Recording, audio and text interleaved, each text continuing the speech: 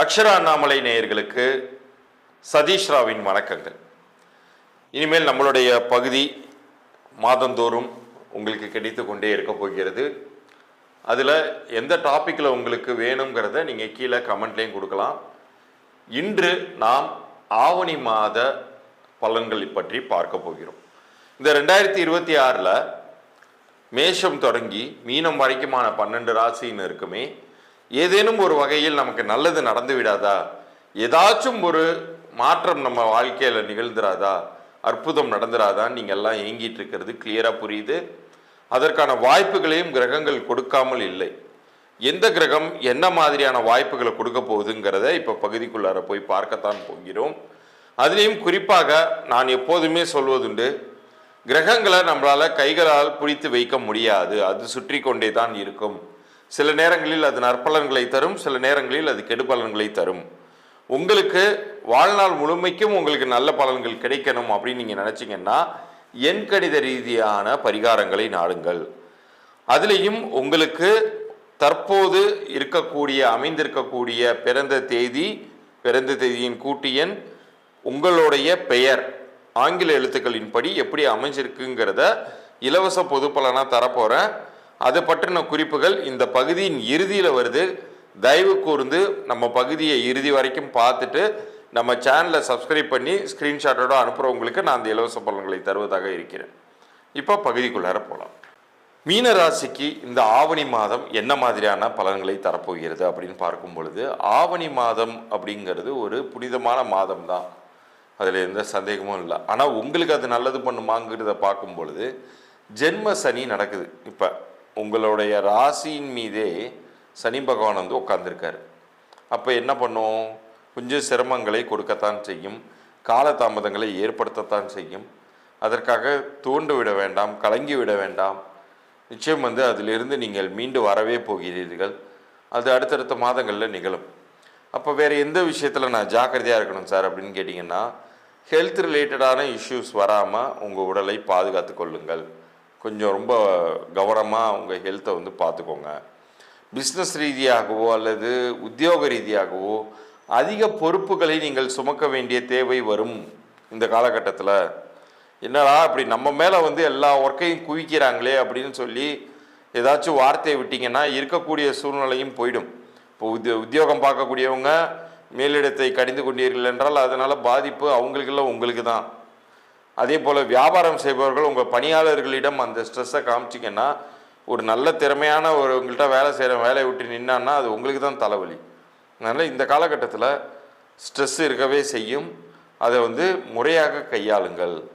தியானம், யோகம் போன்ற விஷயங்களை கடைபிடியுங்கள். மூச்சு பயிற்சி செய்யுங்கள். இது வந்து இந்த ஆவணி மாதத்தில் உங்களை நீங்கள் ஒரு செல்ஃப் கண்ட்ரோல்டாக வைத்திருப்பதற்கு உதவும். குறிப்பாக 5ல் குரு, 5ல் பஞ்சமஸ்தானத்தில் குரு நிற்பது ரொம்ப ரொம்ப ஒரு ராஜயோகமாக கருதப்படுது. பஞ்சம குரு அப்படிங்கிறது மட்டும்தான் உங்களுக்கு மாபெரும் ஒரு வாய்ப்பாக, நல்ல வாய்ப்பாக அமையுது. அதுவும் குரு வந்து தான் நின்ற இடத்தை விட பார்க்கக்கூடிய இடத்திற்கு பலம் அதிகங்கும்போது அவருடைய பார்வை உங்கள் ராசியின் மீதே விழுகிறதுங்கும்போது குரு பார்க்க கோடி தோஷ நிவர்த்தி அப்படிங்கிற ஒரு அர்த்தத்தில் நீங்கள் எடுத்துக்கணும். எனக்கு இந்த கெட்டதெல்லாம் வந்து பெருமளவுக்கு என்னை பாதிக்காமல் நல்லது மட்டும் நடக்கணும் சார் அப்படின்னு நீங்கள் கேட்டிங்கன்னா, உங்கள் வீட்டின் அருகில் இருக்கக்கூடிய பழமை வாய்ந்த சித்தர்களுடைய ஆலயங்கள், அதாவது ஜீவ சமாதிகள்னு சொல்கிறாங்க இல்லையா, அது போன்ற ஜீவ சமாதிகளுக்கு நீங்கள் சென்று வரலாம். பழமை வாய்ந்த சிவன் ஆலயத்திற்கும் நீங்கள் சென்று வரலாம்.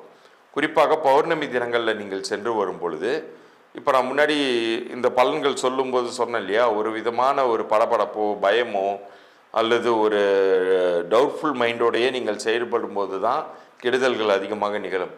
இது போன்ற ஒரு பௌர்ணமி தினங்களில் புனிதமான ஒரு இடத்திற்கு சென்று உங்களை எனர்ஜைஸ் பண்ணிக்கும் போது எவ்வளவு கெடுதல்கள் இருந்தாலும் அதை ஃபேஸ் பண்ணக்கூடிய ஆற்றல்களை மாத்திரம் நீங்கள் எடுத்துக்கொண்டு வரப்போவதில்லை, கடவுளுடைய வழிகாட்டுதல்களையும் நீங்கள் எடுத்துக்கொண்டு வரப்போகிறீர்கள். இன்னும் சொல்லப்போனால் இந்த பலன்களை இப்போ நீங்கள் பார்க்குறதுக்கே கூட இறையருள் இருந்தால்தான் உங்களுக்கு காண கிடைத்திருக்கும்னு சொல்லலாம்.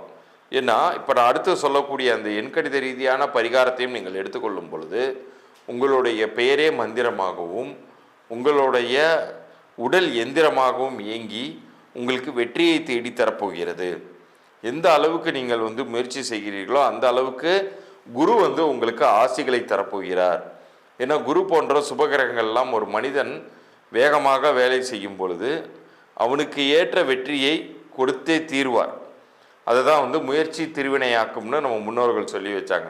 கிரக சூழ்நிலைகளே சரியில்லாமல் இருக்கும் பொழுது இறைவனுடைய அனுகிரகம் முயற்சி செய்பவனுக்கு கிடைக்கும்னு சொன்னதன் காரணம் மறுபடியும் அந்த கிரகங்கள் கையில் தான் ஒப்படைக்கப்படுது. ஆனால் அதை பற்றி யோசிக்காமல் நம்ம கடமையை செய்யணும் அப்படிங்கிறதுக்காக தான் அப்படி சொல்லி வச்சாங்க. இப்போ குரு பஞ்சமஸ்தானத்தில் நிற்பதனால் உங்களை உழைக்கவும் வைப்பார். அவர் உழைக்க வைப்பதற்கு தகுந்தாற் போல் நீங்கள் உழைச்சிங்கன்னா உங்களுக்கு பெரிய பாசிட்டிவிட்டி காத்திருக்கு அப்படின்னு சொல்லலாம்.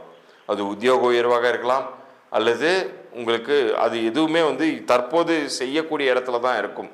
புதிதாக நீங்கள் ஒரு விஷயத்தை தேடி போனீங்கன்னா அது ஃபெயிலியர்ஸை கொடுத்துரும். ஸோ தற்போது செய்து கொண்டிருக்கக்கூடிய ஜாபில் உங்களுக்கு ஒரு இம்ப்ரூவ்மெண்ட் இருக்கும், பிஸ்னஸில் கண்டிப்பாக ஒரு இம்ப்ரூவ்மெண்ட் அப்படிங்கிறது குரு பகவான் தருவார். நீங்களாக போய் புதுசாக ஒரு விஷயத்தை தேடணுங்கிறதுல ஆன்மீக பரிகாரங்களாக பௌர்ணமி தினங்களில் நீங்கள் குருவுடைய ஆலயங்களுக்கு சென்று வரலாம், சித்தர்களுடைய ஆலயங்களுக்கு சென்று வரலாம். இந்த எண்கணித ரீதியான பரிகாரங்களையும் எடுத்துக்கொள்ளலாம். அப்படி செய்யும் பொழுது உங்களுடைய ராசி அதிபதி குருவை நீங்கள் குளிர்விப்பீர்கள். குறிப்பாக அன்னதானம் ஒரு 3 பேருக்காவது உங்களால் முடிந்தால் சாப்பாடு வாங்கித்தாங்க. அதுவுமே உங்கள் லைஃப்பில் இந்த ஆவணி மாதத்தில் கெடுதல்களை போக்குவதற்கு பெரும் ஒரு நல்ல வாய்ப்பாக இருக்கும். உங்களுடைய மன தெளிவை கொடுப்பதற்கு நல்ல வாய்ப்பாக இருக்கும். நீங்கள் ஆக்டிவாக செயல்படுவதற்கு அந்த அன்னதானம் போன்ற புனித காரியங்களுமே உங்களை வழிநடத்தும். இவ்வளவு நேரம் நீங்கள் பார்த்தது ஆவணி மாத பலன்கள். இந்த 2026 ஆவணி மாதத்தில் உங்கள் வாழ்க்கையில் என்னென்ன நிகழ்வுகள் நிகழப்போகுது அப்படிங்கிறத தெளிவாக கண்டு கழித்திருப்பீர்கள். நான் ஏற்கனவே சொன்னது மாதிரி இப்போ எண்கணித பலன்கள் உங்களுக்கு நான் இலவச பொது பலன்களாக தரேன்னு சொல்லியிருந்தேன் இல்லையா, அது பொது பலன்கள் மறுபடியும் அழுத்தம் திருத்தமாக சொல்லிக்கிறேன். அதில் உங்கள் பிறந்த தேதியின் குணாதிசயங்கள், உங்களுடைய பெயர் ஆங்கில எழுத்துக்களில் கீழே தெரிகிற என்னுடைய வாட்ஸ்அப் எண்ணிற்கு நம்ம சேனலை சப்ஸ்கிரைப் பண்ணி ஸ்க்ரீன்ஷாட்டோட அனுப்பிச்சிங்கன்னா ஒரு 3 நாட்களுக்குள்ளார உங்களுக்கான பதிலை நான் அனுப்புகிறேன். தயவு செய்து யாரும் கமெண்ட்டில் போடாதீங்க. கீழே தெரிகிற வாட்ஸ்அப் எண்ணிற்கு உங்களுடைய பிறந்த தேதி, உங்களுடைய பெயர் ஆங்கில எழுத்துக்களில் மாத்திரம் அனுப்புங்க. நிறைய பேர் சர்டிஃபிகேட்டில் இருக்கிற டேட் ஆஃப் பர்த் அனுப்பிச்சிட்டு என்னோட ஒரிஜினல் டேட் ஆஃப் பர்த் இது சார்னு அப்புறம் அனுப்புறீங்க. தயவு செய்து டைரெக்டாக உங்களுடைய ஒரிஜினல் டேட் ஆஃப் பர்த் மட்டும் அனுப்புங்க. சர்டிஃபிகேட்டில் என்ன இருந்தாலும் அதை பற்றி கவலைப்படாதீங்க. உங்களுடைய ஒரிஜினல் டேட் ஆஃப் பர்த் மட்டும் அனுப்புங்க. யாரெல்லாம் வியாபாரம் நடத்தி கொண்டிருக்கிறீர்களோ உங்களுடைய வியாபார பெயரையுமே கூட நீங்கள் இது போல் அனுப்பி சரிபார்த்து கொள்ளலாம். உங்களுடைய வியாபார பெயரையுமே ஆங்கில எழுத்துக்களில் தான் அனுப்பணும். உங்களுடைய குழந்தைக்கு நீங்கள் பெயர் வச்சுருக்கீங்க, நியூ பார்ன் பேபியாக இருக்காங்கன்னா குழந்தையுடைய பிறந்த தேதி, பிறந்த நேரம், உங்கள் குழந்தைக்கு நீங்கள் வைத்த பெயர், இந்த 3 தகவலையுமே எனக்கு அனுப்பிச்சி விடுங்க. மீண்டும் அடுத்த பதிவில் சந்திப்போம். நன்றி, வணக்கம்.